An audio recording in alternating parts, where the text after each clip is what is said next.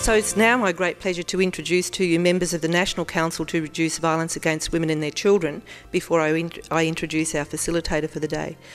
The introductions that I will give to the members will be quite brief. Before you have a very talented, passionate and committed group of women who worked long and hard to produce the blueprint for the National for the National Plan to Reduce Violence Against Women and Their Children.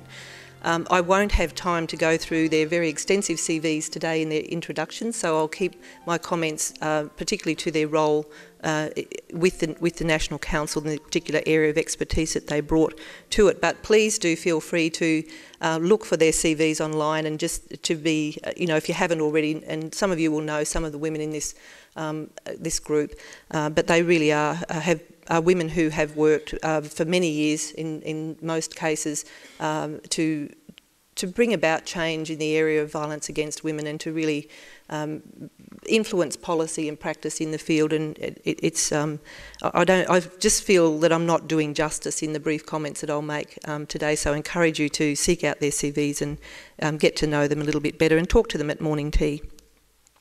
First of all, I'd like to introduce to you the Chair of the National Council to Reduce Violence Against Women and Their Children, Libby Lloyd. Libby is from Canberra. Libby was President of UNIFEM. That was right, Libby? But also, Libby was very instrumental in igniting the White Ribbon campaign in Australia, which I'm sure you would all agree goes from strength to strength and is really... and in fact, I don't think I ever get an opportunity to meet with Libby without her asking me, have we signed on such and such as a White Ribbon ambassador, and we have Professor Phil Yoon in our sights, so we'll be talking to you about that at morning tea, Pierre. So Libby, I'd like to introduce to you Pauline Woodbridge. Pauline is from Townsville, and Pauline has worked in the field of domestic and family violence prevention for many years. Maria Demopoulos, next to Pauline. Maria is from Victoria and has worked in both the domestic violence and sexual assault areas, I think, and particularly her expertise is working with faith communities, but also people from culturally and linguistically diverse backgrounds. On our right, we have, on the far end, Vanessa Swan. Vanessa is now the Director of the Women's Policy Unit in South Australian Government, but was, when appointed to the National Council, was Director of Yarrow Place, which is a huge organisation, a sexual assault service in South Australia that provided direct service as well as training and policy initiatives in the area of sexual assault. Dorinda Cox, Dorinda is from Perth, and Dorinda works with the West Australian Government and was manager of the healing program. Have I got that right, Dorinda? Thank you. And Melanie Heenan, Dr. Melanie Heenan, who is from Victoria, and Melanie has worked for many years. In fact, I think I first saw Melanie speaking at a sexual assault conference in about 1991, something like that. So she's obviously also worked for many years in the area of sexual assault prevention. So I'd like you to join with me in welcoming members of the National Council here to Mackay, and it's just such a privilege to have you all here. So please join with me in acclamation for them. It's also a great honour for us to have here with us today Amanda Lee Ross, and Amanda will be known to many of you in the domestic and family violence prevention sector in particular. Amanda is the coordinator of the Cairns Regional Domestic Violence Service and provides a secretariat for the Queensland Domestic Violence Services Network. Amanda has been working in this field for probably 10 years, around that. And she's a wonderful colleague and a good friend, and we just were delighted that she was able to accept our request really to facilitate this morning's seminar. So I'm going to hand over to Amanda now and thank her for being our facilitator, and we look forward to working with you on this, Amanda.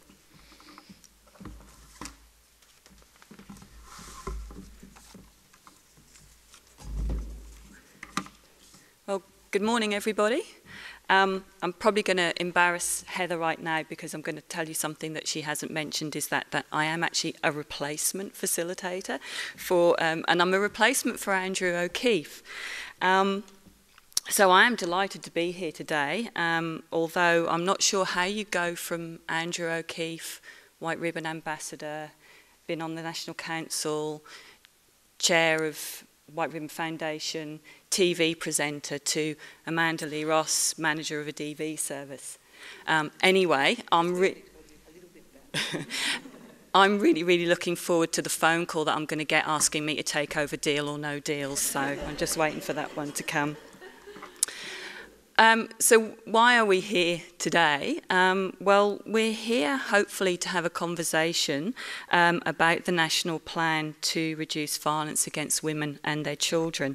And it's a really great opportunity to hear directly from some of the people who were involved on the National Council to Reduce Violence Against Women and the Children that was set up in 2008. And for them to share with us their passion in this area of work and I guess the vision that they had when they spent that long time and that process around dealing with the time for action. As a manager of a domestic violence service, you know, it's kind of a bit of a duh moment, but the National Plan is obviously of great significance to me. But I think also that the National Plan is actually of great significance to us as a nation. It's not just a national plan in the sense of it's about the government and how the government works, but I think of it as being a plan that's about us as a nation, us as people of Australia, and how we're going to be working together to implement the national plan. How do we actually support that? So I'd like to get the ball rolling really by asking you, Libby, perhaps could you give us a brief overview of the National Plan and maybe kind of distinguish it a little bit between time for action and those kind of things? Indeed. Indeed, thank you very much indeed. I'd be absolutely delighted to, because it's been an incredible journey and a very exciting outcome to see something like this come about.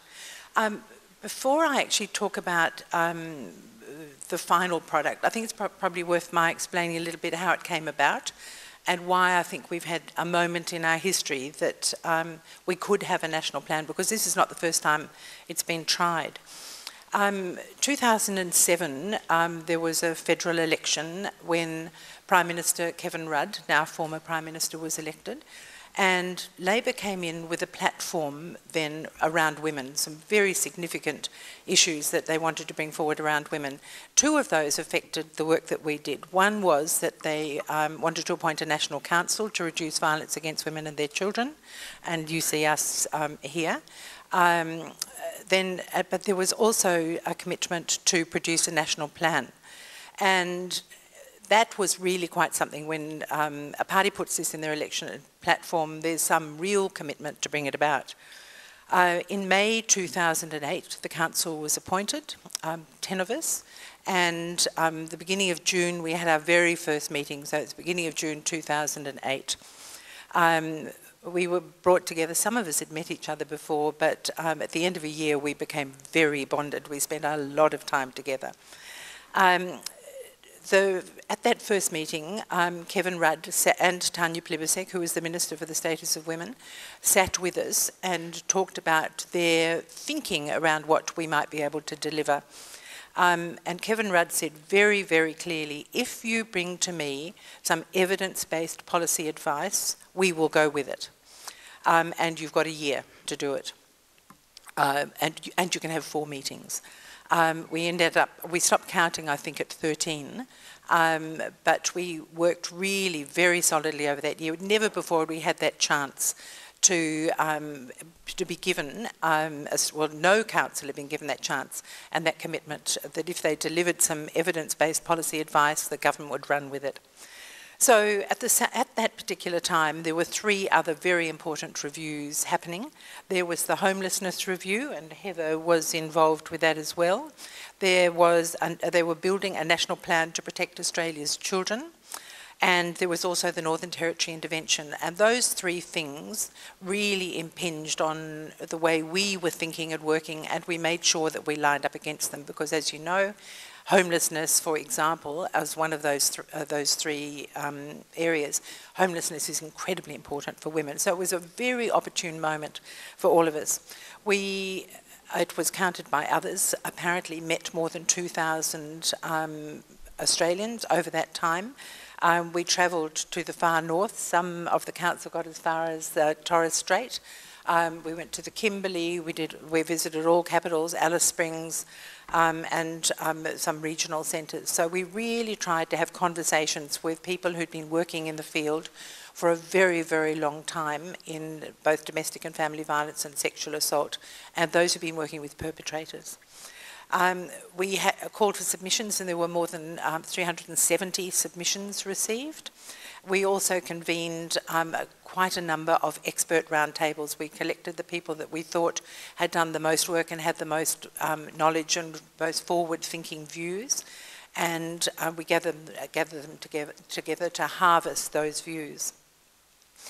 That resulted in, at the end of April 2009, we presented to Prime Minister Rudd time for action that I think you perhaps have all encountered.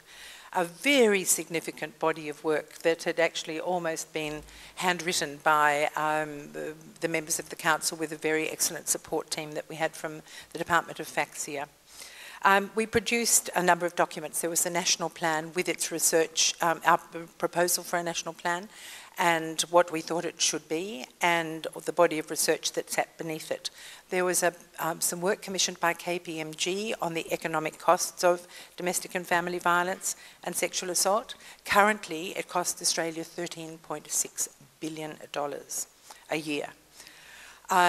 We also put together an as-is of where Australia's up to at that moment, where Australia was up to at that particular moment with its laws across all its states and territories, and the responses. So there was a domestic and family violence and sexual assault laws, and there was also some work on where the programs and policies in operation in all the states and territories. So we've got a benchmark, we've got a document that we can go back to.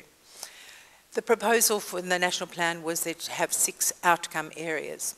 And these, I need to explain, are slightly different from those that have ended up in the current National Plan that was taken forward by government. So the Council's 6 outcome areas were, the first was that communities should be safe and free from violence.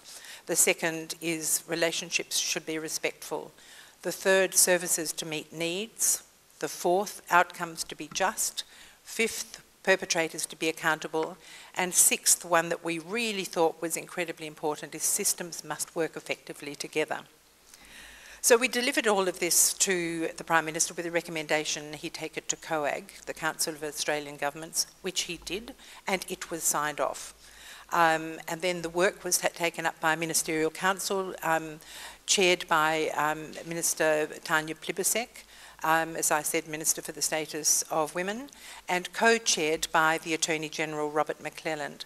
And the really important thing was that we moved it out of just being in the women's space. So this is more broadly, because we run into a problem always if violence against women is seen to be just a women's issue. So it was moved, so this council met, working very, very closely with state and territory governments. And at the end of their work, they came up with a very similar plan using the work that we'd prepared for Time for Action, but slightly changed their 6 outcome areas. There's still 6, but slightly different.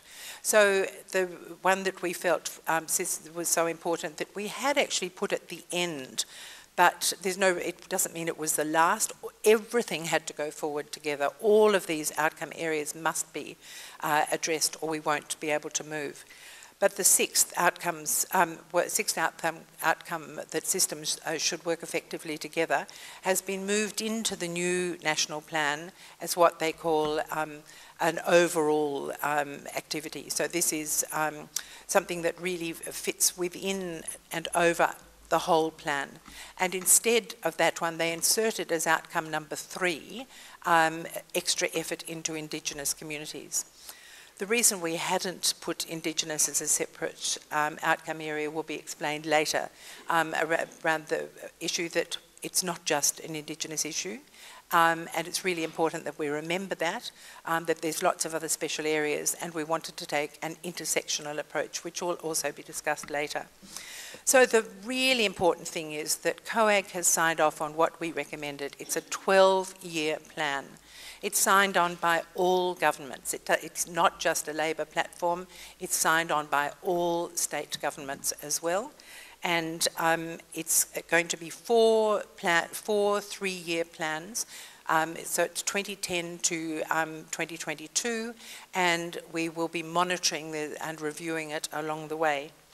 Kate Ellis launched the National Plan in February of this year, and now it's up to us, the whole of Australia, all of us, to take it forward. And that's what we'd really like to talk in much, much greater length today. So thank you, Amanda. I hope that covered it. Yes, thanks, Libby.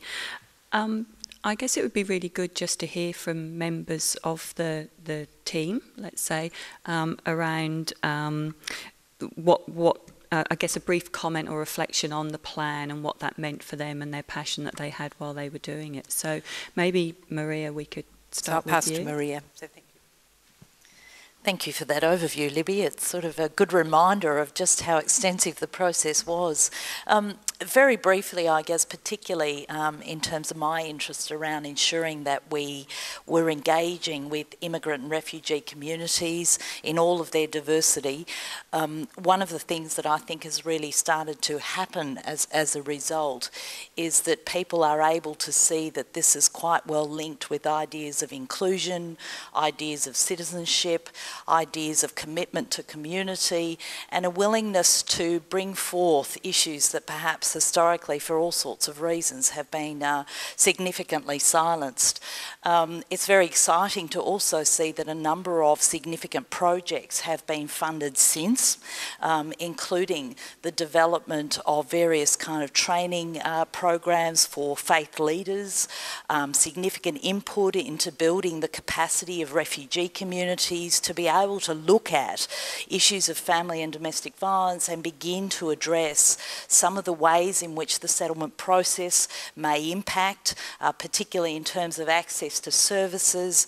What we're finding, though, is that there is significant alignment between the vision and idea of safe communities, the vision and idea of building capacity in communities to be able to resolve these issues in a way that is meaningful, in a way that's culturally appropriate, but ultimately, I think, in a way that secures the human rights of all communities. So I was certainly very, very excited to see that what the plan has provided is a vision, aspirational goals, and provided, I think, a real voice to many in the communities that were perhaps struggling to identify ways in which they as communities could better align with government direction. So I'm certainly pleased to see that this certainly will continue on, but that there is a passion, a willingness, and I think a growing momentum, certainly in newly arrived communities, to begin to address this and to bring input of their significant knowledge and capital into the process. Thank you. I would also just like to add, in terms of the progress of the plan, I've moved, as Heather said, from being in service delivery and working in the area to working inside state government. And I think that Maria is talking about the way in which the plan is being embraced at a community level, but also in terms of what's happened within the governments of Australia is that the National Plan is now going to be reported through the Council of Australian Governments, COAG. And so what that means is that government departments across states and territories and at a Commonwealth level must report on the ways in which the plan is being implemented, and that that's monitored from that high level. So that really is about how significant this is, and certainly this is the first time that a violence against women plan has had that kind of endorsement and profile. Thanks. I guess for me, being a member of the council was an amazing experience, and it was a time of great hope and promise. And working away in your own community in the north of Queensland, building on the work that had been done by so many women in the past to get the issue of violence against women, seriously onto agendas. It was just an amazing experience to meet up with all the other members of the council from all over Australia and from all different, areas of interest. And then to work in that concerted way with a Prime Minister and a Minister for Women who had this absolutely on their agenda and in very heartfelt ways, not in political ways. And then to work with the Office of FACSIA as well. And so that whole sense of really building on something and going somewhere and leading Australia into a very future culture, I guess, a cultural change was very, very strong. And I think that's where it leaves us now, is that the work now falls to all of us on every level, which is, the Australian government, the state and territory governments, local government, but all of us as workers raising constantly with the community about what this is all about and what opportunities it brings to all of us to bring about huge change around the, we know the figures of prevalence of violence against women, and it's you could say it's a stain on our society in that sense. And so we can have opportunities and find ways for us to all work together to absolutely make the change that we need for the safety of women and their children in our society.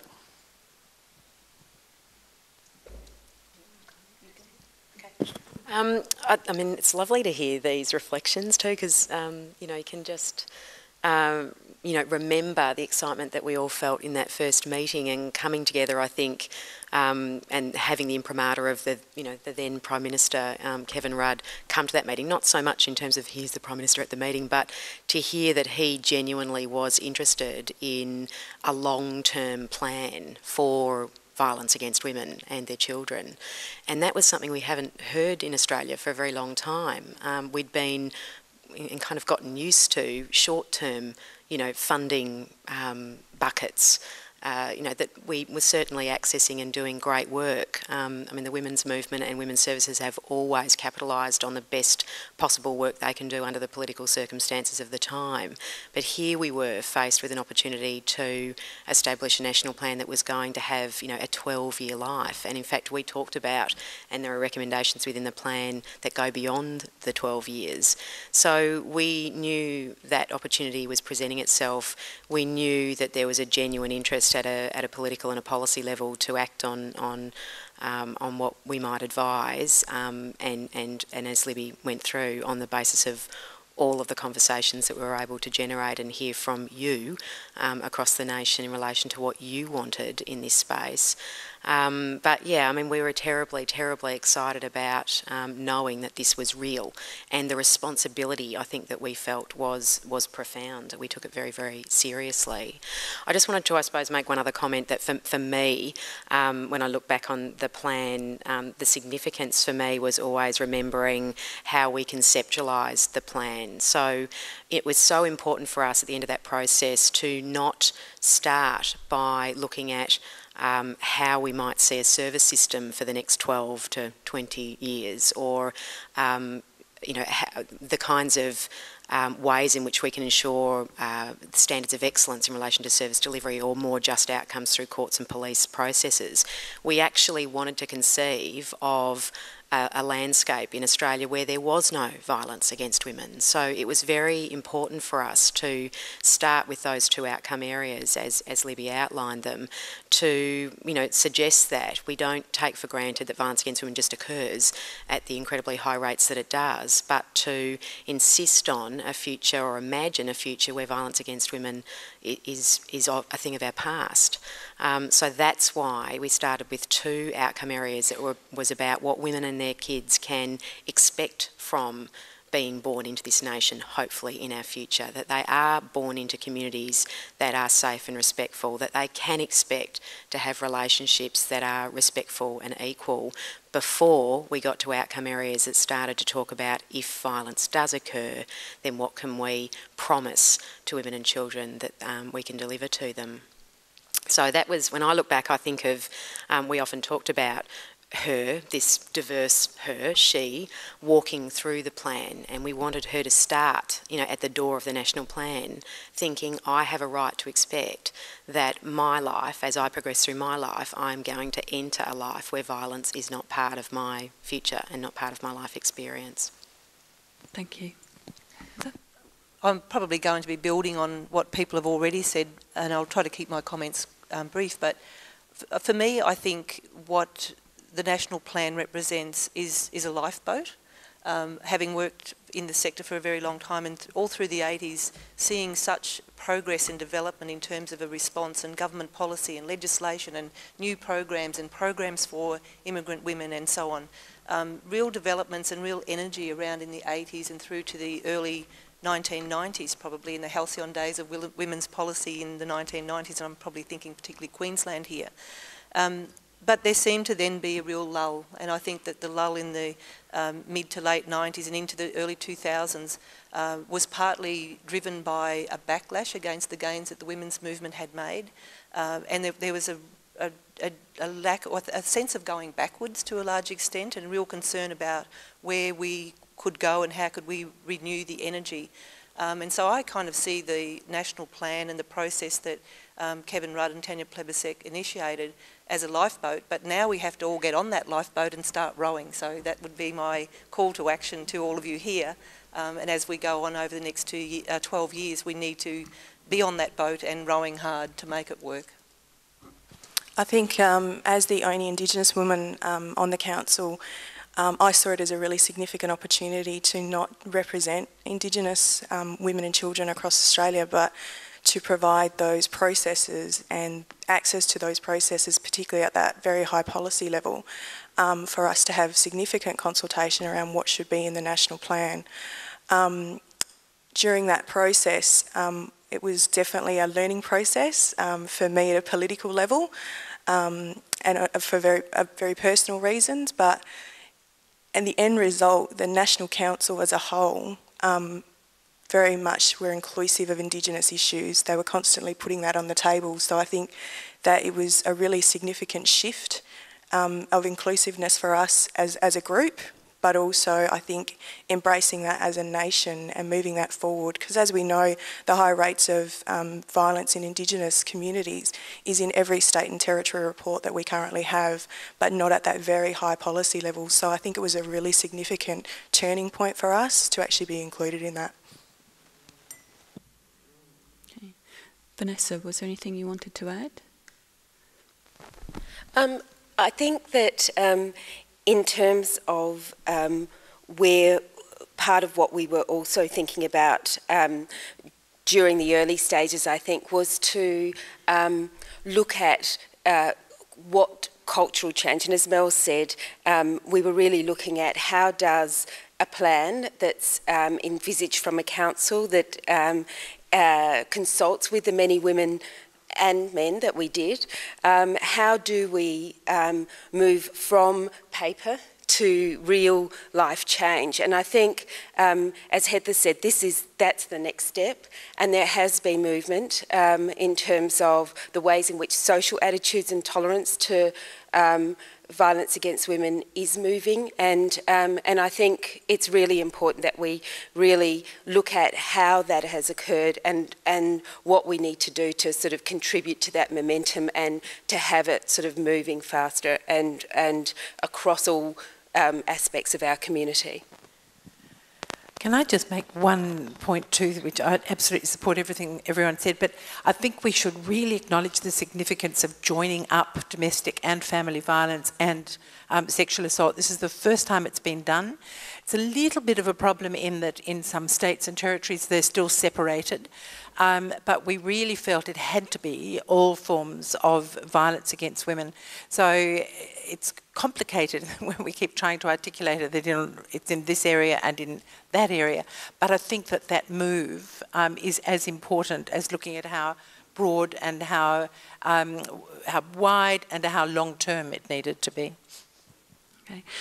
Melanie mentioned the symbolic her, and certainly it was a conversation that was had around the dinner table last night, but I'm just wondered, Heather, would you like to just expand a little bit on the symbolic her and how that actually worked in process terms? I think people would be quite interested in that. Yeah, I think what was really interesting, and it was actually Mel's suggestion at probably the first or second meeting, that we needed to, the conceptualisation was so important, but what was really being able to capture that idea of her and have her in our conscience, and it just made the difference between, a policy that, a bureaucratic kind of process and a real human emotional connection to the reality of women's lived experience, and the need to be able to capture that in a plan, so it wasn't just another, bureaucratic process that,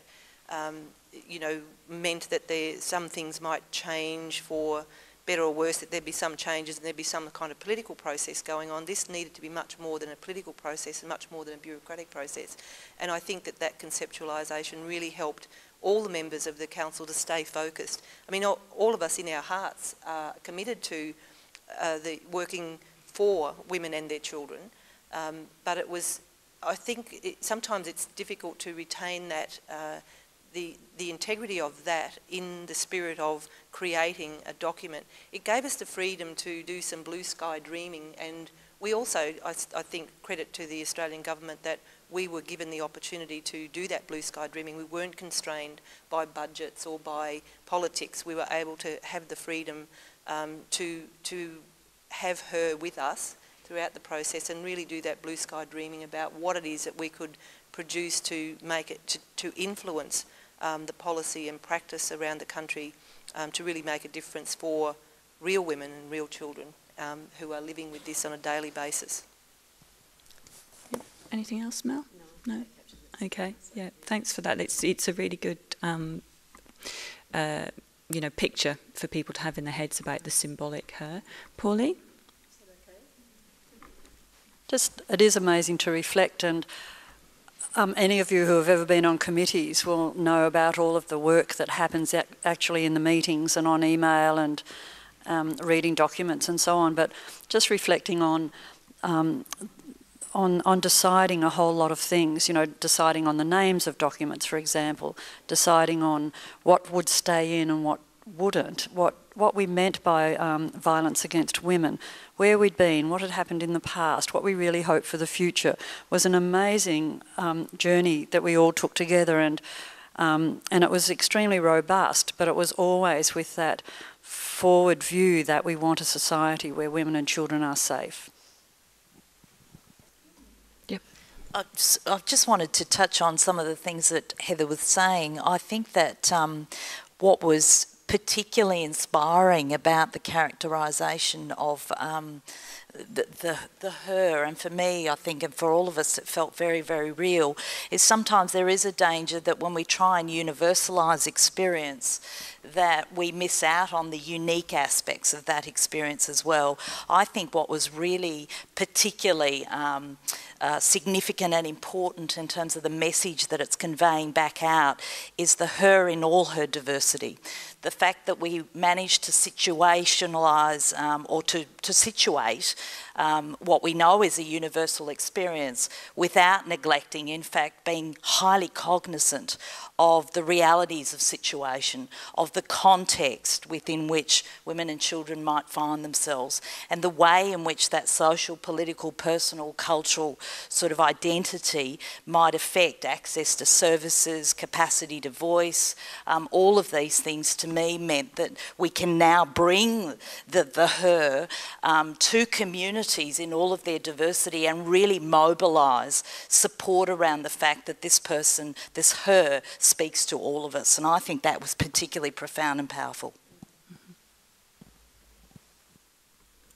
Okay, thank you for that, and for that overview of what the process was like as well for you as members of that National Council who did all that work, who travelled around the country and spent lots of time visiting people and finding things out, as well as then that nice task of having to write it all up in a way that other people would actually want to read it, which is a difficult task as well.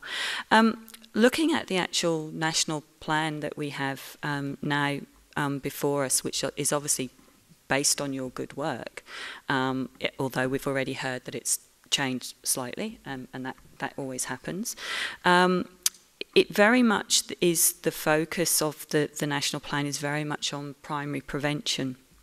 And obviously there's a very critical role for the broader community in terms of that.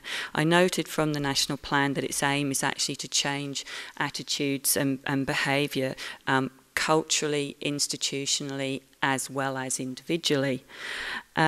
So, I mean, very much for me, the sense is that the national plan is very much about building blocks and having a very strong foundation. And actually, funnily enough, the first action plan is actually called Building a Strong Foundation.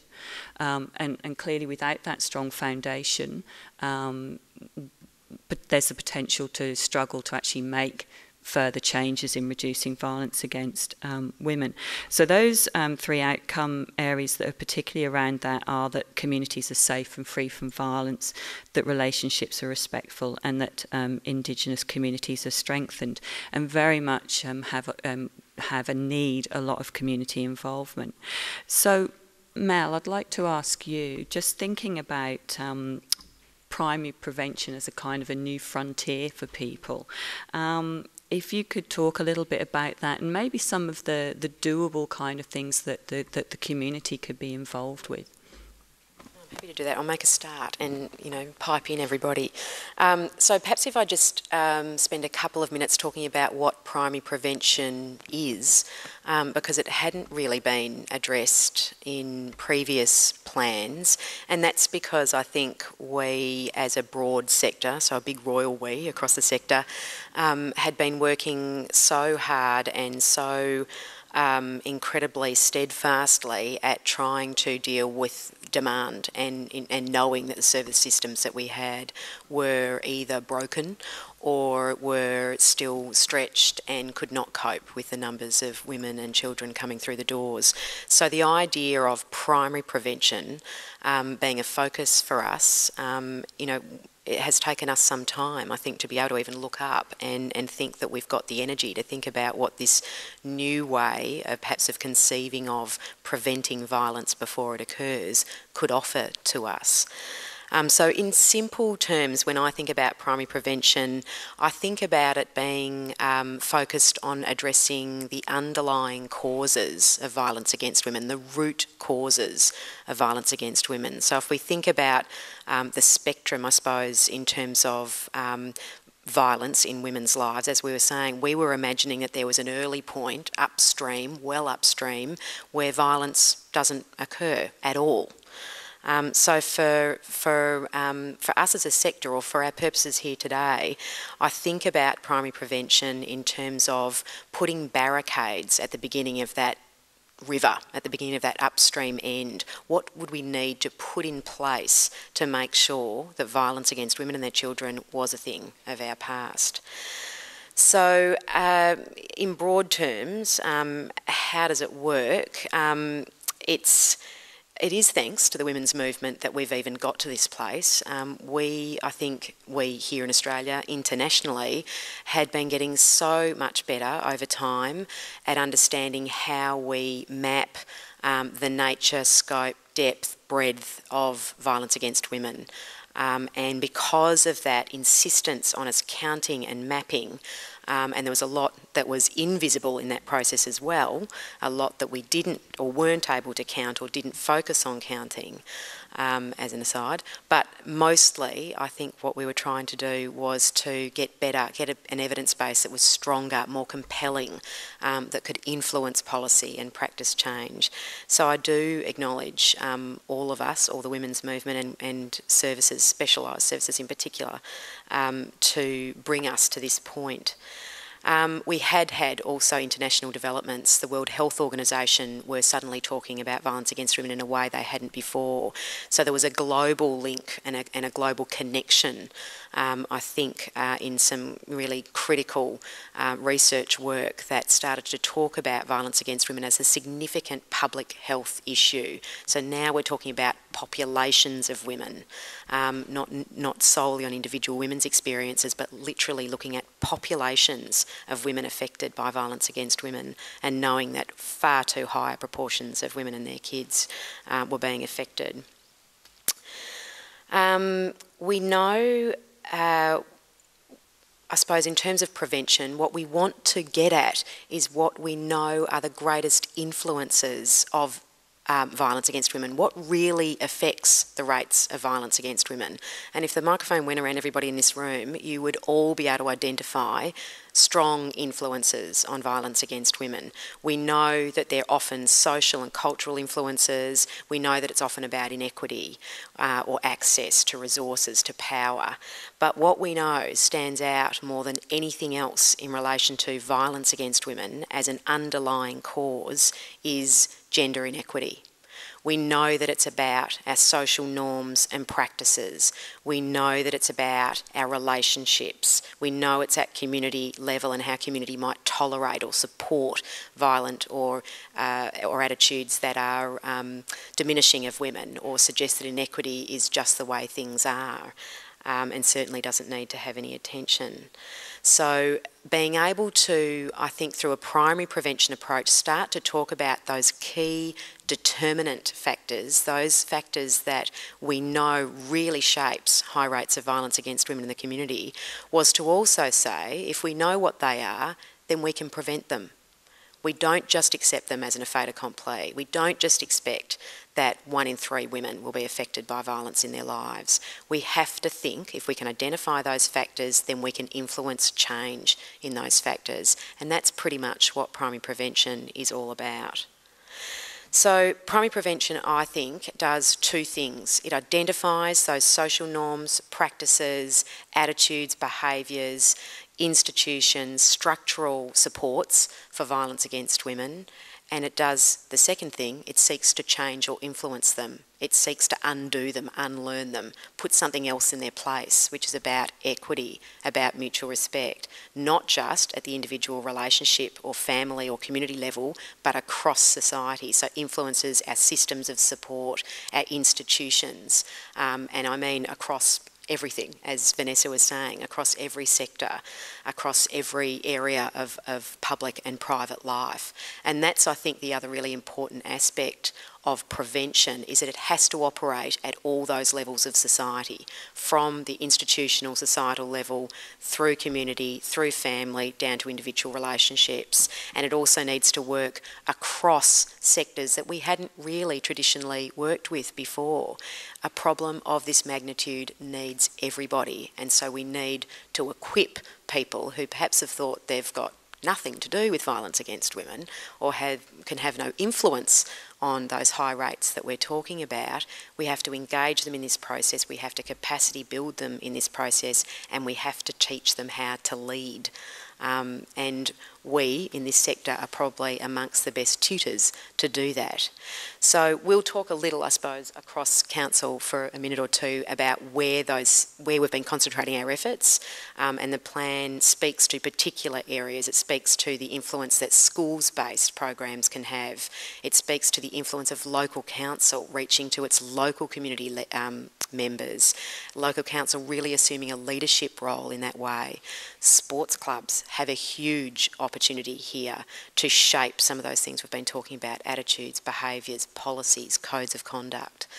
What else? Workplaces. Workplaces have dealt with sexual harassment, to some extent over the last 20, 25 years, but actually thinking about a workplace being a place where women can guarantee not just being safe and supported should something go wrong, but what does a woman going into a workplace feel, if she's walking to a workplace that's gender equitable, that values her progression through that organisation, that mentors her, supports her, builds her as a leader, or in whatever way she would like to engage with a kind of public or workplace life. It's that kind of change that we're talking about, cultural change, within all of those places. And if it changes in all of those places, then it's changing all of us. Does anyone want to add to Vanessa? I think it's, as we think about those things which are vital, one of the other things that has occurred as a result of the National Plan is the way in which we begin to notice and measure what is changing. So Mel has spoken to the ways, the violence supporting attitudes, the ways in which gender inequality is acted out. How do we know when we're doing something that's changing our community? And as a result of thinking about this and wanting to be very mindful of the evidence that we're collecting for the government and other places around this, there's a community attitude survey that will be has been conducted and will be conducted on a regular basis to monitor some of the changes in our attitudes across Australia towards these issues. There's also, and has been prior to the National Council and the National Plan, the Personal Safety Survey, and before that the Women's Safety Survey that the Australian Bureau of Statistics conducts to look at rates of violence. But I think we as individuals within this community can also look to the ways in our lifetime we see some of these attitudes changing. And I think certainly from someone born in the 60s, looking at the ways in which the media, the commentary that you would hear in social gatherings that would look at, say, sporting figures, and the way we would kind of back in maybe the 60s and 70s think about boys being boys, or, you know, broad members, if not me, then certainly members of our community would think about that. To now we have a commentary that critiques their behaviour. We now have a community, although there has been some backlash, that expects higher things, better things of role models who are men, and certainly White Ribbon really kind of leads out in that space.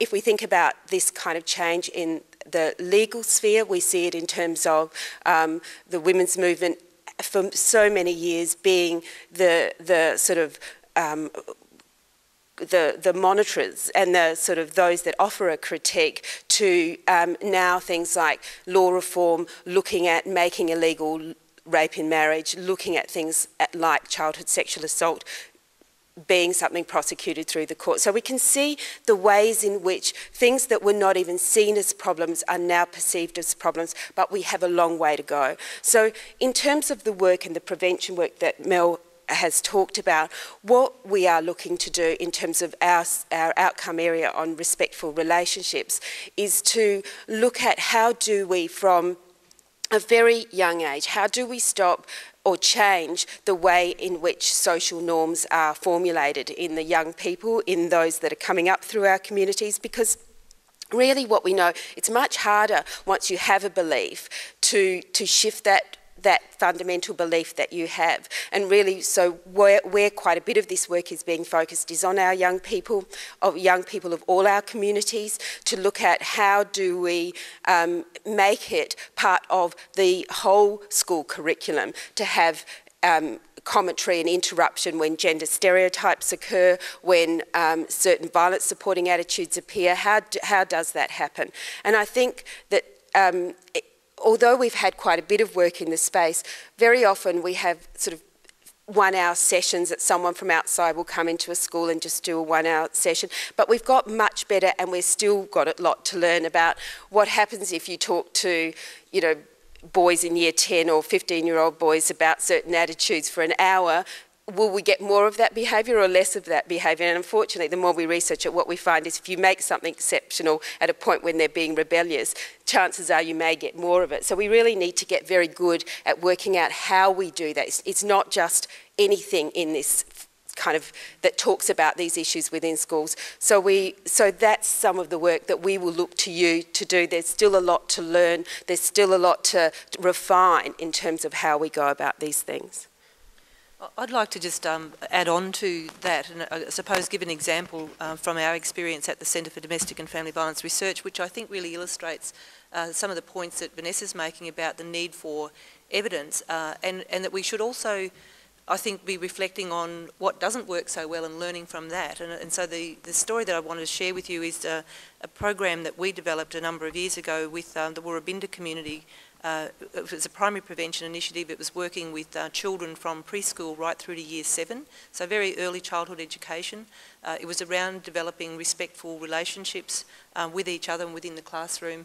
It was developed, conceptualised by an Aboriginal elder from the Woorabinda community, and we worked with her and with the local school to implement the initiative.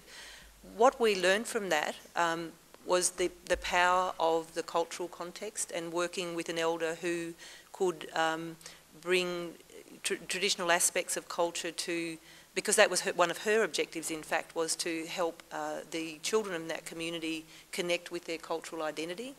And the school had particular objectives and we had particular objectives, so we had a number of varying but not competing objectives. What we found, though, on reflection, because the program actually within a fairly short period of time was showing some really good outcomes, even in quite a short period of time. Whether they would have been sustained over time, we don't know, because in fact the program, once we had completed the evaluation and then it was over to the community to keep the program running, it didn't keep running. There had been a change of principle at the school, but we did quite a detailed reflective analysis of what the process was to develop that program and why it wasn't sustained over time. And what we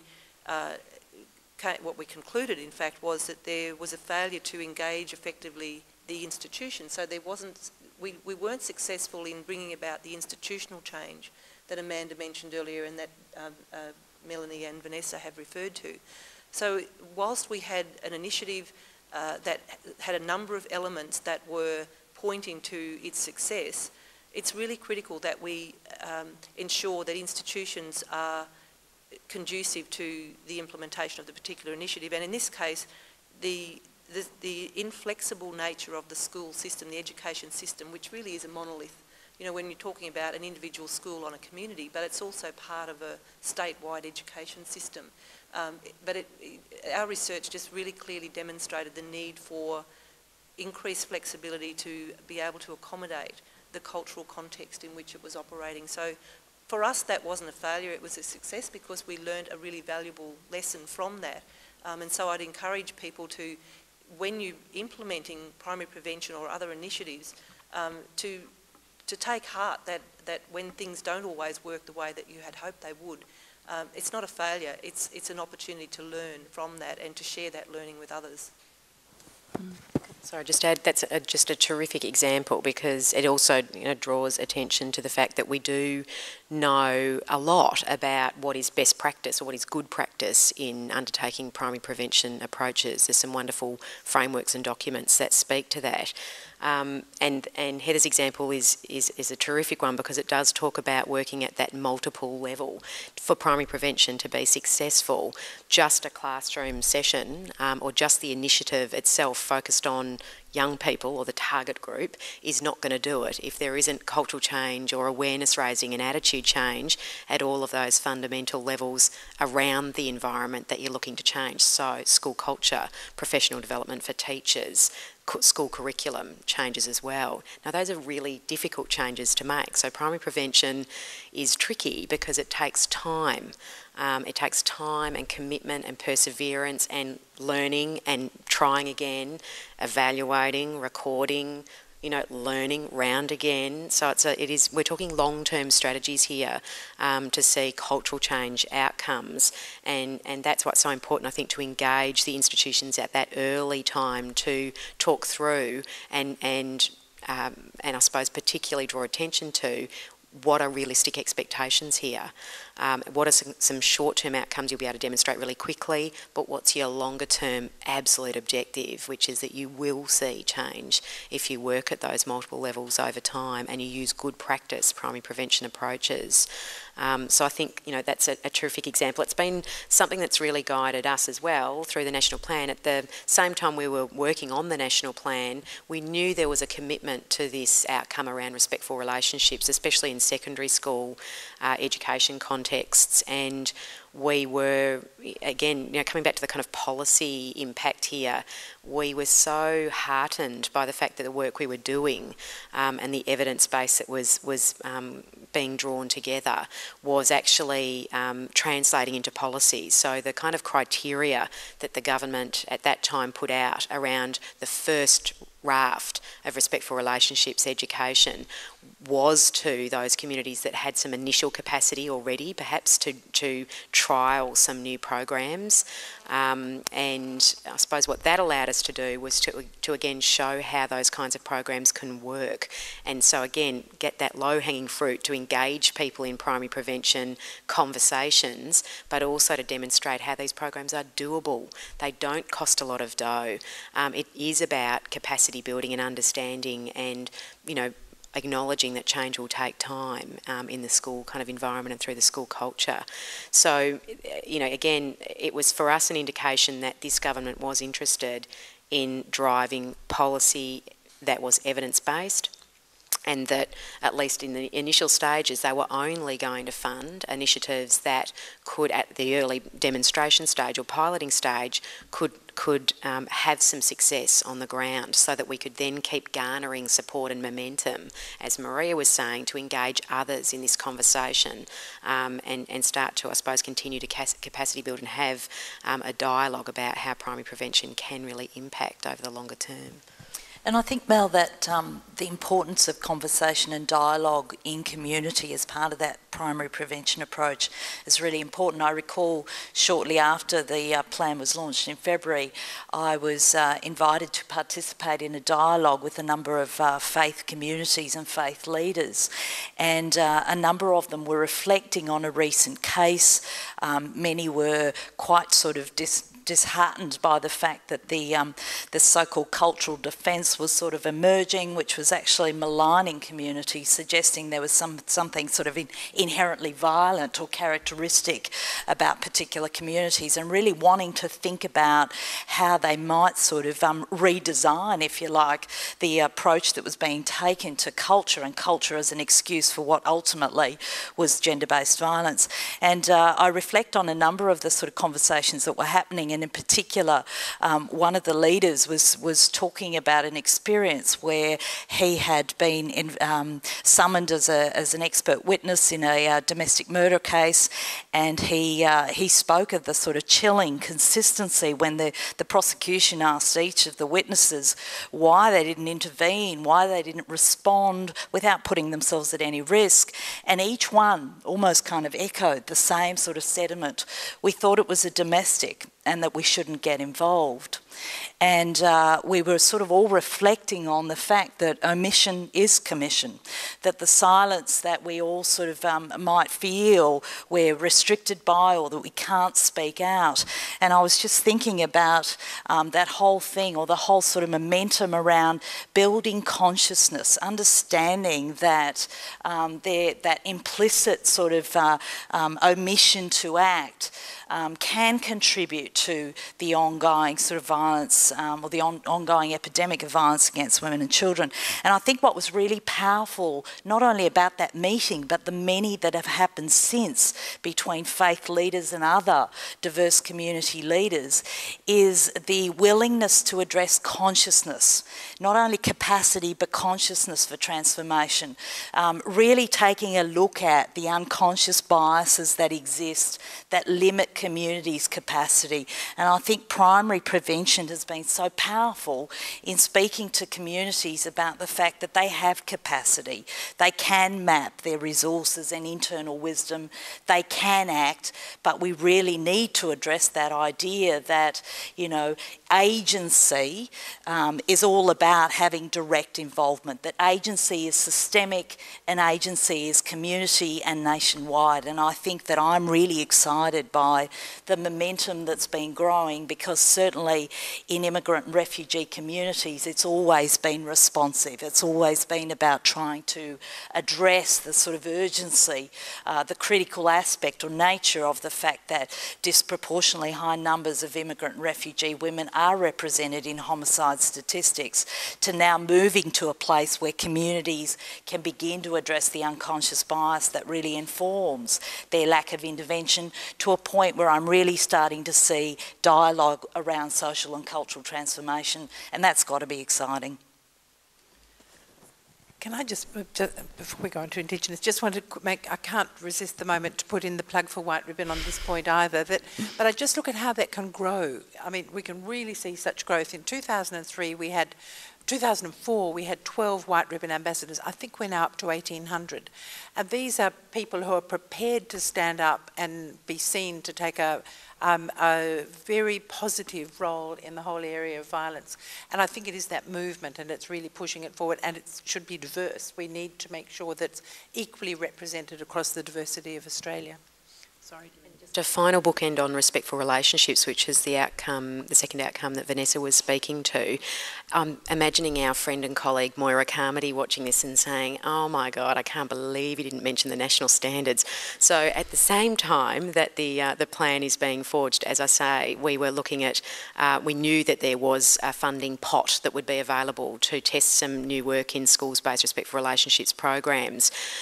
Moira Carmody in the University of Western Sydney and her fantastic research team were also busily pulling together literature around national standards for best practice schools-based programs, and those national standards were also launched by Tanya Plibersek, I think.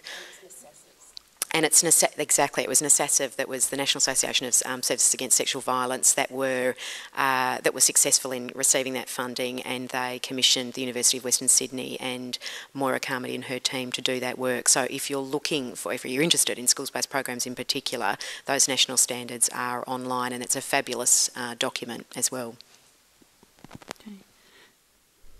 Just a point on picking up on what Maria was talking about. I think it's really important for Indigenous communities to also harness primary prevention, and it's a really great opportunity to have that wider influence and impact, particularly for the human rights for Indigenous people in this country.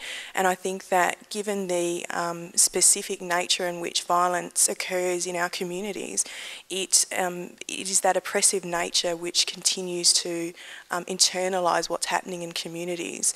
And so primary prevention is actually a really good approach at harnessing that. And as Maria said, it's usually that ambulance at the bottom of the cliff stuff that we really go to, and that we're really seeking that crisis intervention, where this is a great opportunity for us to harness primary prevention and looking at breaking that intergenerational trauma for Indigenous communities. Sorry, Maria, can I just ask you, you talked about how it's opened up a dialogue and the dialogue is happening. For people out there who may be trying to start that dialogue, perhaps in communities near where they are, how did that actually come about? As I said, I think historically it's often been a critical incident that has triggered this dialogue. It was actually part of having a discussion about conceptually how might we translate this idea of primary prevention across a range of different sort of diverse communities. So even that sort of unpacking of what does primary prevention mean when we start to look at cultural and linguistic sort of contexts. But often I find that what primary prevention as a framework has really offered is a move away from a deficit sort of based approach to cultural and linguistic diversity to one that is actually about starting with an asset mapping. And that's what we did. We started with an approach that said communities actually have resources, they have knowledge, they have wisdom. Perhaps they don't quite understand agency and impact, the capacity of communities to shift and really mobilise, particularly, I guess, in my experience with refugee and immigrant communities, where the belief really is that they're coming from a deficit approach. So shifting that whole sort of paradigm and way of thinking, I think, has been quite profound and has begun to engage younger people in those communities who've begun to understand that they too, as cultural brokers, can really facilitate change in their communities. So I think that sort of more positive-based approach to really looking at culture as asset, and a comparative approach has also proven to be quite useful in some of the communities where the resistance to this idea that somehow violence against women is endemic or characteristic of particular ethnic or cultural groups, a real need to sort of highlight that even in countries of origin, communities will intervene. This is not something that has, you know, widespread legitimacy. The response may be different, the interventions may be different, the belief in one's capacity to end violence against women may be different because there is a validation of that cultural knowledge and idea. So building on that, validating the knowledge and capacity of communities, I've found, has really shifted them to a whole different agenda in terms of intervention. And I think that positive approach is one that I'd really like to continue, and primary prevention has given us that. Okay. Sorry, Pauline. You. I guess it's about, you know, primary prevention's very much about starting a community movement that then becomes the norm. And we know that there's been big campaigns around drink driving and seatbelts, for example, but one that resonates with me and may indeed with many of you is the one about littering. And that was often in my mind as the National Council was talking, and that was a school-based program where, you know, in schools we learnt not to litter. And so for those of you who grew up in the era where the family car became quite normal and you went out on trips at weekends and there was something in the car you didn't want and down went the window and bunged out onto the side of the road and up went the window and you thought no more about it. But in school, more and more kids were taught that, you know, was wrong for a whole range of reasons, environmental reasons and so on. And so that community movement, I mean, I remember my kids saying to me, if I threw an apple out, Mum, you shouldn't do that. And so you ended up with this sort of community movement where even today now, if somebody litters, it ends up in the letters to the editor or someone texts somebody about it. There's a community movement that tells us all that it's wrong, and if you see somebody do it, you know that it's totally wrong. And I guess that's one of the things that the movement of the primary prevention against violence against women is. We need to have everybody in the community saying, hey, that's wrong, something has to, you know, some intervention needs to occur, or I need to step up and make it. So it's looking for that to become a normal way of life is what we're hoping for with the work on primary prevention. And that's actually so right. Pauline, I'm a runner, I'm often out running, and the ubiquitous Macca's bag packaging that you see by the side of the road, and I'm tutting all the time I see them and counting up how many they are, so that's quite a moot point there. I just wanted to perhaps move us along to talk a little bit about the outcome around strengthening Indigenous communities. And we did hear earlier that originally in the plan it hadn't been something that was a separate issue.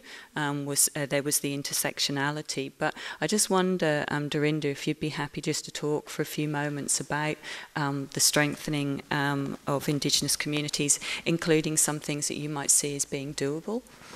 I think within Indigenous communities, one of the really profound things that we heard when travelling the countryside as part of our consultations was really around community leadership and harnessing community and building on that capacity of community leaders in ensuring that the normalisation that Pauline just talked about is something that is addressed or redressed as part of both a primary prevention approach but also as moving into that healing space as well. And healing seemed to be quite significant also, not just within Indigenous communities, but as a broader nation for Indigenous people to be included. And that's something that's moving along in the constitutional rights of Indigenous people currently at a national level. But also that the inherent nature of violence in Indigenous communities, that we actually needed to look at the capacity of how individuals, as Maria referred to, can come together and to actually have some really great strengths-based approaches to that, and volunteers and people that are already working in Indigenous communities. And how do we actually value those people? How do we support those people on the ground? Because they're not actually service providers, they're just people in community, but they do such significant work in our communities and are often working in isolation. If we think of the regional and rural remote areas, that the Indigenous women in particular, the matriarchs in some of those communities, have a significant role in maintaining safety for women and children. And so one of the significant issues, as I said, was around community leadership, but also working with the men. And as Libby pointed to, the White Ribbon campaign, and looking at that in a way for Indigenous men, and how we can look to not just the football players and the film stars and people that have quite a high profile, but those local people at a local level that our young kids can look to and say, I want to be like that guy, in our community. He helps to keep us safe, and he has a non-violence approach. And so that's something that I think we needed to, as part of harnessing that community leadership, really needed to look at as actions. And I think that putting that into practice is probably going to be one of the skills that we need to work on quite intensively. But having a good framework and having good standards around programs that we can put in place will actually help to assist that, but also looking at that capacity and building on that as part of the community's approach will be much more beneficial. Dorinda, can I just ask you to give the example of June Oscar in Fitzroy Crossing, of how that group actually took action and what the result has been? I just think it's such a wonderful example. Yeah, so there was 2 women in Fitzroy Crossing, and one of those was June Oscar and the other was Emily Carter. And both of those are Indigenous women who live and work in the community, and they actually had found that there were significant issues with fetal alcohol spectrum disorder within their community and the children that are being affected by the consumption of alcohol. What both of those ladies did was actually a remarkable feat, and they actually lobbied government in relation to alcohol restrictions within their town. They weren't very popular, to say the least, with the police and publicans and other people, but were greatly supported, I think, by the community. And in order for them to do that, they didn't stand alone. What they did was actually go to the male elders within the community and say, this is what the issue is for us, and how do we move this, and how do you stand beside us to support us to do this? And that created such a significant shift in that community. If you visit it now, it's such a different story from probably 2 years ago. They've into their 2nd year of alcohol restrictions in that community, and it's actually shifted to the neighbouring town of Halls Creek as well, because of the significant outcomes for women and children. The police have actually reported that there's been a significant increase in the reporting of violence incidents in that town, and that's because women are, for one, sober, but also able to report now and come forward and talk about the incidents of violence in that community. And the hospitals are freed up to take people for a range of other reasons other than severe injury from domestic violence. It's a wonderful, wonderful result. Are there any other comments from the panel around that issue? I guess I was just thinking about a conversation that we were having in our workplace around some of the potential doable primary prevention initiatives that people might run in their local community. And the idea came forward that, one possibility would be to work with local radio or your local paper to have people, have a discussion about men's leadership in prevention of violence against women, and to perhaps link it to the White Ribbon campaign and perhaps the International Day for the Elimination of Violence Against Women, on which White Ribbon Day falls, 25th of November, and to perhaps run a competition or even some commentary, to have people to write in or call in if it's on the radio, to talk about who they would nominate to be a White Ribbon ambassador and why. And so really start getting the community thinking about who are the men in our community that we can look to as leaders in this violence prevention area. So I think that's probably an example of the sorts of things that could be done at a very local level, even in very small communities, without any resources at all required. Another example that springs to mind is actually in Alice Springs, where the Indigenous men have actually marched in the street with their T-shirts saying no violence against women, and that's been a significant march now that's joined by both Indigenous and non-Indigenous men in that town, and has had a significant shift, I think, towards a relationship that men and women actually have within Alice Springs, and that's been led by Charlie King, who's an ex-sports star in that area. But Charlie works with the Indigenous men in Alice Springs and working on you know, how do we actually prevent violence from happening in our communities? And he really takes that strengths-based approach and looking at solutions in community rather than looking at that deficit model as what Maria had outlined. So I think that we can't underestimate the power of people in moving and creating that community movement, and I think we do all have a significant role in that. And I think aligning it, as I was saying before, to some of those cultural and religious sort of precepts that are pre-existing anyway. The Buddhist Council of Victoria and a group of monks actually took up the idea of the interdependent sort of nature of human relations and came up with the idea of a butterfly flaps its wings and an earthquake is felt on the other side of the earth. So really trying to highlight concepts of Buddhism that apply on a daily basis just as equally to issues of family violence and its devastating impact on communities. And I think, Dorinda, like as you were saying, it's about getting all men engaged, and you know, White Ribbon is a good engagement tool, but it's not just about getting those high profile people, but also having, you know, bloke who goes to Bunnings and various other men involved in that whole process. So we've talked a lot about the primary prevention kind of things, and was just going to move on briefly just to highlight that there are the three other outcomes, which is that services meet the needs of women and their children, that justice responses are effective, and that perpetrators stop their violence and are held to account. And many of those are very much the role of government and also non-government organisations that may well be working in those systems. But I guess we need to also think about the role that the broader community might play in that as well. And I was just wondering, Pauline, if you'd like to perhaps comment a little bit on how you think maybe the broader community could be involved in some of those outcome measures, perhaps particularly around perpetrator accountability?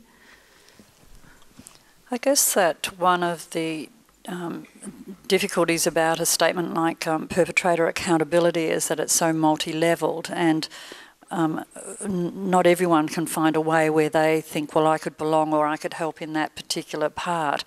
But again, for me, it is about a community movement that says this is not tolerable. And so, you know, from personal relationships between neighbours or workmates or friends or sport, you know, on a sporting team or whatever activity you're doing in, is that you don't listen to stories of an individual's use of violence in their family and say nothing, and to, you know, embolden people, or to have such a movement that people feel that it's actually okay for me to say something, or to isolate that person in a way. And then we go to a next level, which I guess is around service providers and about what we can do to be having really good quality programs that can make a difference but send very strong messages to all of the parts of our society. And for me, one of the things about violence against women is that it can happen to you before you're born, and it can happen to you right up to your death. So there's no one particular time of your life or one particular circumstance that you could be living on as a woman in our society where you may not be exposed to and experience violence. from you know, a trusted, loved person in your life. So it's quite complex to be thinking about how to respond and how to come to some sort of agreed arrangement about what holds a perpetrator accountable. So I think that gives us a lot to be thinking about and working on in the future as we work through the national plan as well. But that doesn't mean to say that there's not enormous things going on. And for example, in my service, we run a perpetrator program to assist, a men's behaviour change program, to assist men that come to the program to be able to explore all of the issues and all of the barriers and all of the cultural or background or socialisation or whatever you've experienced that have led you to behave in this way. But one of the things I think is very important, that these programs are very transparent and that the community embraces them. And one way we do that is that every program has observers. So we ask the people of our local community to take responsibility for this program and to come along and observe and contribute to the work of the facilitators about what they observed and what they think could help and where they think the program's going. For me, embedding our programs into our local communities is an extremely important response. And I think that's where I'm working at the moment, and the work that I'm doing and that I think is very important as part of this movement. I think, Pauline, I haven't heard about the way in which you embed it before, and I think that that is really quite profound, because I think, as you said early on, perpetrators being held accountable is a difficult concept, and it is one, as you rightly said, that needs more thinking and more work, because sometimes what that in this field translates to, and particularly in terms of sexual offenders and particularly child sexual offenders, is that we might as a community sort of vilify them and ostracise them. And I'm not, in no way am I trying to kind of defend them or their behaviour, but on the other hand, I wonder, you know, a lot of this work and the prevention work that we're talking about is that this behaviour isn't something that comes from nowhere. It doesn't come from individual monsters that are just born that way.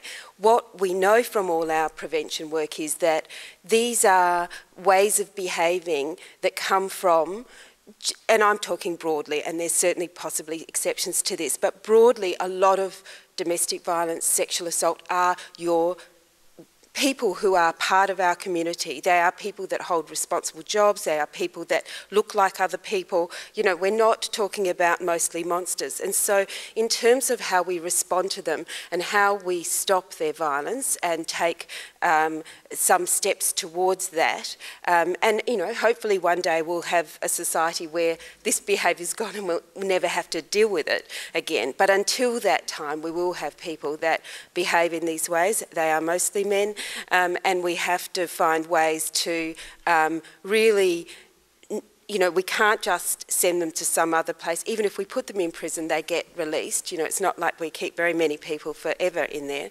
And so we have to have ways that we, as a community, hold them accountable, that we keep, we watch them, we talk to them, we shift their ideas, and we change their behaviour. And they take responsibility. That's not just our responsibility, it's principally theirs, but we have to support them to do that. And I think the way in which you're talking about including the community in the ways in which they engage with these men to change their behaviour is really quite a different and significant way to do that. Can I just remind everyone that our very first meetings with Tanya Plibersek, she had one view on perpetrators to be held accountable. She wanted them all locked up. And it didn't take us long to realise that we had to go back to her and talk about, you know, look, this might sound like a great idea and a great solution, but exactly what both Pauline and Vanessa have said, it is very complex. Even if people are imprisoned, they might be imprisoned for something that is not of domestic violent behaviour in the home.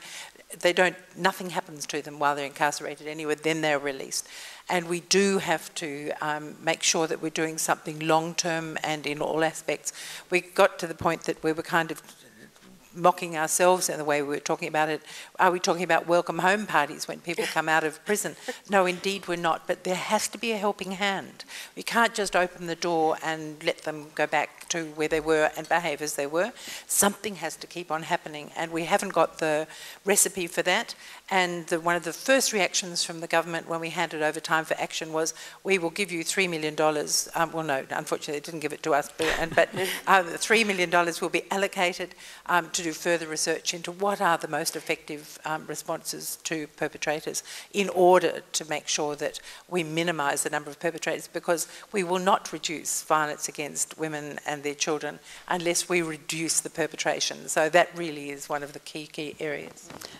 I'd just like to, with Vanessa's comments about, you know, it doesn't come from nowhere, and I think the concept of perpetrator accountability for me also conjures up the idea of broader community accountability, because, and I think that links it back to the primary prevention focus, is that the behaviour doesn't come from nowhere.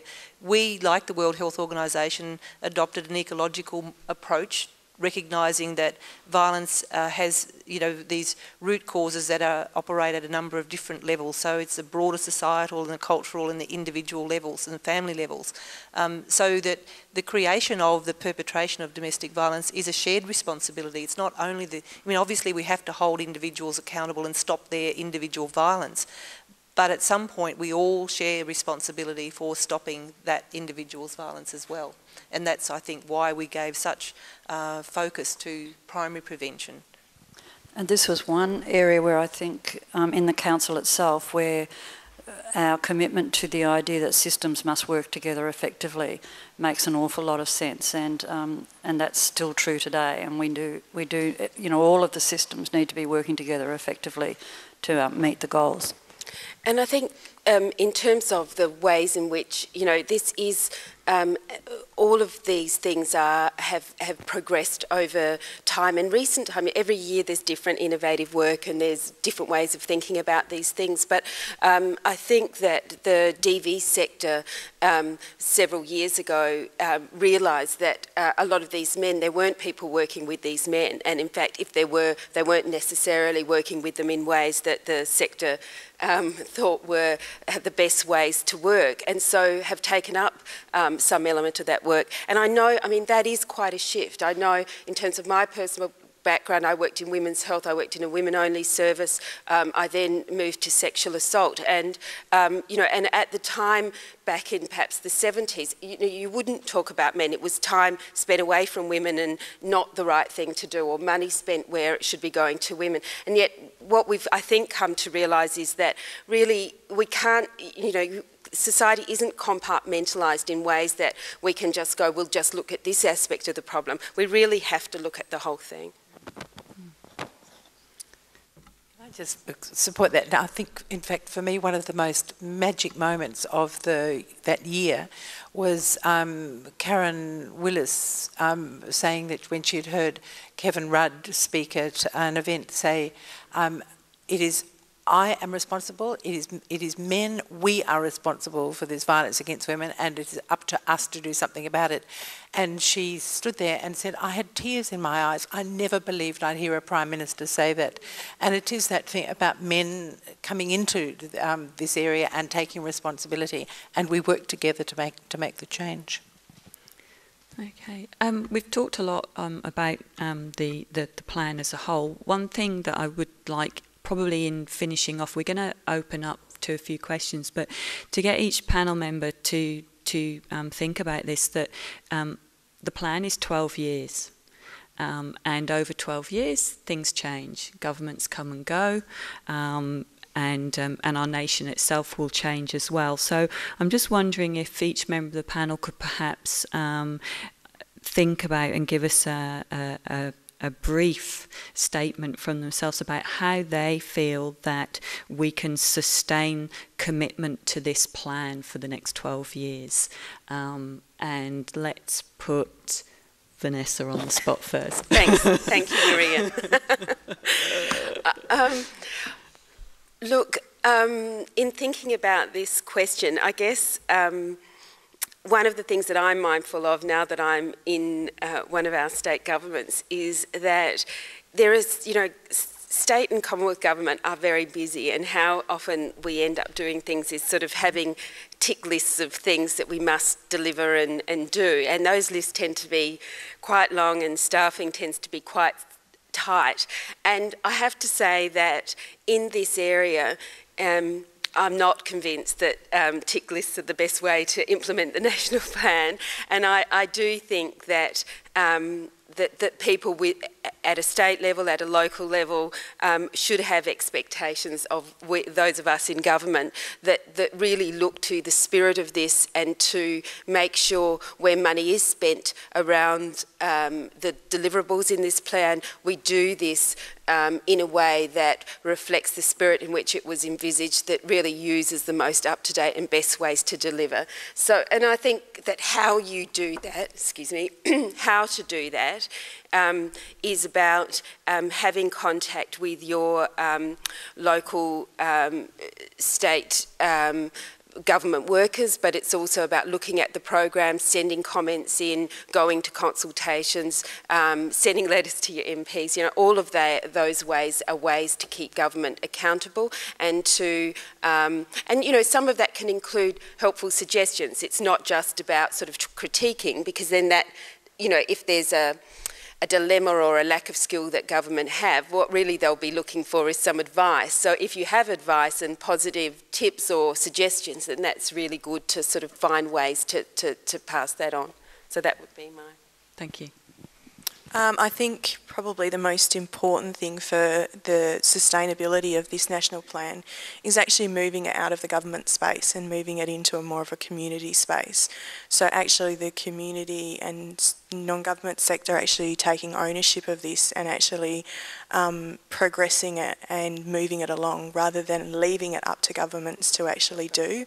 That the governments cannot change the culture, and it is the culture that we're trying to change through primary prevention, through strengthening our communities and through making sure that they're safe and free from violence, is about us as a community. It's not about government. I think when I think about the kind of pragmatic considerations, I think make hay while the sun shines. I mean, we do have a Commonwealth government that has committed to this plan, and they have got COAG signed up to it. So on the one hand, however long that might go on, and it might be fleeting at the Commonwealth level, you know, utilise the national plan within submissions or documents that you're looking for support around. You know, contextualise your work or your program or the particular, you know, project that you're looking to progress, and situate it in the context of an evidence-based national plan that everybody's signed on to at the moment.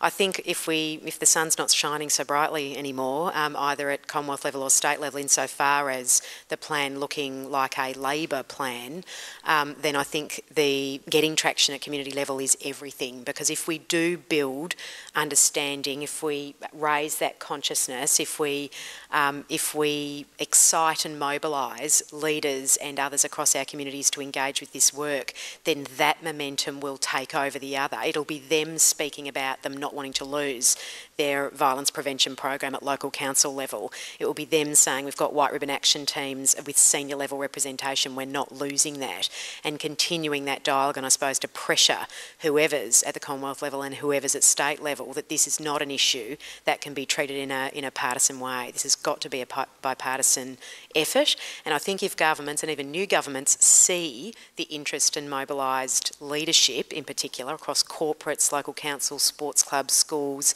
communities, diverse communities and interfaith communities are incredibly helpful in that context, I think, as well, because they cut across so many different constituents and interests and political bents, frankly, then that's where we'll get the ongoing impetus, I think, and real power of this plan continuing.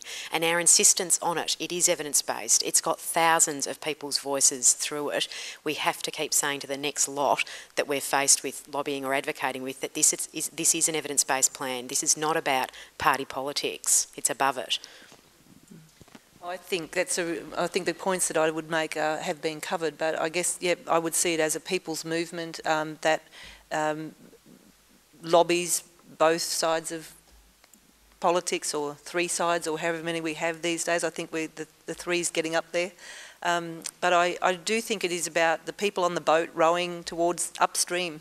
So to use some of Mel's visioning about where we're heading in 12 years' time, we need to have our eye at that end point of what we're aiming to get to.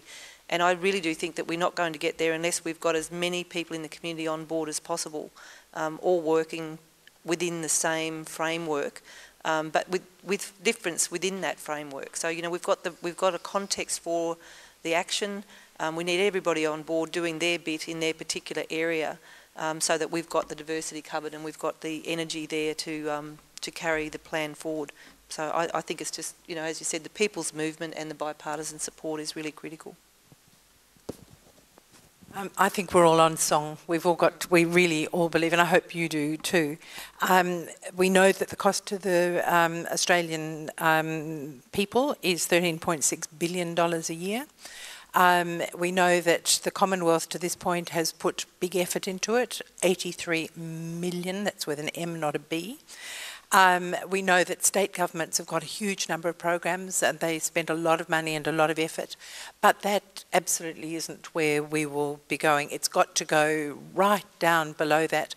But when you're lobbying and when you're watchful and seeing that things aren't happening the way you think it should be, speak to your federal member and your state member and your local government member, and the opposition. So make sure that the whole lot are across it, because the reason we got such traction with this in the beginning was we'd been speaking to the opposition as well as the government.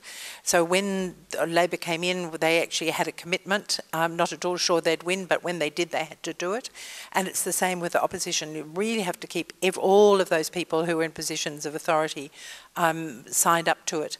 But most of all, it's each individual one of us, and we can't let this plan go dusty on a shelf. We have to pull it down, bring it to life, and make sure that we make it happen, we make the people we know make it happen, and we make that circle of influence as wide as we can. Thank you. If I remember the poster from the turn of the century correctly, Australia said to England, "Look to the women, mother." And this year we celebrated 100 years of International Women's Day. So even though it is an absolute responsibility of all of us, let's not forget women's leadership. The reason why we've got where we have gotten to is on the work of women over the centuries, over so many issues. And women will be the ones who will lead and ensure that this goes forward and that this gets some, serious traction. So we all believe in the women. The women are the ones who have got the most to gain from this, and I think the women will be the ones that will really keep it on the agenda and lead us forward. It's very hard to add value to such an extraordinary group of visionaries, I think, but for me, really, I was thinking about the recent preliminary statistics that have emerged from the 2011 census. And some of you may know this, but for the first time ever in Australia's post-colonial history, immigration now is the highest source of population growth, in fact, almost 58%, and that will continue. I think why I raise that is that I think the plan and all the work that's gone into it was almost like a forecast plan. It's a living document, and I think that was always its intention, that sustainability was almost kind of part of the heart of this document, that this wasn't going to be easy, that it was going to be long term, but that it needed to be a document that spoke to Australia's now and future. And I think I'm very pleased that we had the kind of dialogue that we did, that really recognised the centrality of Indigenous history and ownership, that recognised the reality of diverse Australian lives, and that recognised, I think, the positive capacity of communities to move mountains. And I, at the risk of sort of being accused of cultural appropriation, because at the moment I'm quite taken by the African concept of Ubuntu, but to re-quote Nelson Mandela, the fundamentals of Ubuntu are, you are, therefore I am. And I think that recognition, that partnership is what's required, that the fundamentals of social movement are about engaging with the whole cross-section of community. And I'm certainly pleased that we are in coalition with organisations like this one and across Australia and indeed the world. So thank you for your support. And wow, what can I say? It's been an absolute privilege, folks. Thank you. I think we've had quite a good and lively conversation around the national plan. So thank you to everybody for their input. And we've talked about how it has been focusing on primary prevention. The sense I got from people who had been involved with Time for Action as well was also this wonderful sense that for once we actually had a government led by a particular person at the time who was really committed to this. But of course it's going to be important that that commitment doesn't go now that that person is no longer around. And Heather spoke about the lifeboat and how we were going to need to get in it and row it, but also Dorinda very succinctly, I think, answered the question. When we think about who's steering that lifeboat, it should be us, and maybe not some other entity elsewhere. And it's up to us, I think, as a community to try and steer that lifeboat that we are also rowing at the same time. Just in closing comments. I was watching Can of Worms last night. I don't know if other people have seen that programme. And basically they have a panel of people and they ask the audience and the panel particular questions, and then they say what percentage thought this and what percentage thought that. One of the questions they asked was, they said that while it's legal for a 17-year-old and a 40-year-old to sleep together, do you think that is right? And I thought, okay, we really have opened a can of worms here. Turned out that actually when they did the poll, that the vast majority of people actually said, no, that was wrong. It was wrong for a 17-year-old and a 40-year-old to sleep together. However, when they did the gender analysis of that, surprise, surprise, women were more strongly saying it was wrong. And the men were saying that, yeah, that was okay for a 17-year-old and a 40-year-old to sleep together. What was very interesting and what I found very, very hopeful was they talked to the audience, and there was a young woman in the audience, and she was quite young, and she was very clear that she felt that was wrong because there was a power imbalance. And I thought, wow, isn't that fantastic? And the male presenter said to her, oh, so you don't see that you've got any sexual power at all? And she very firmly said, no. And I think I'm hopeful that we'll hear a lot more of that in the future, especially with primary prevention. So thank you all, everybody. Thank you for your time.